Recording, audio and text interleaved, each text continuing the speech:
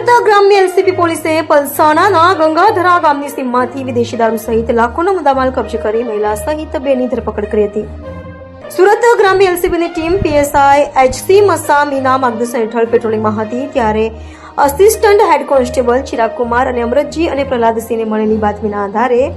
Palsana police મથકની હદમાં ગંગાધરા ગામની સીમમાંથી પસાર થતી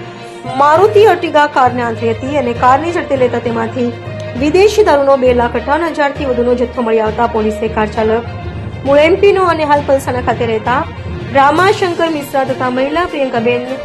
દેવીદાસ તાબડેને ઝડપી પાડી તેઓ પાસેથી દારૂનો જથ્થો, મોબાઈલ, કાર અને અન્ય મત્તા મળી 7,70,000 થી વધુની મત્તા કબજે કરી હતી.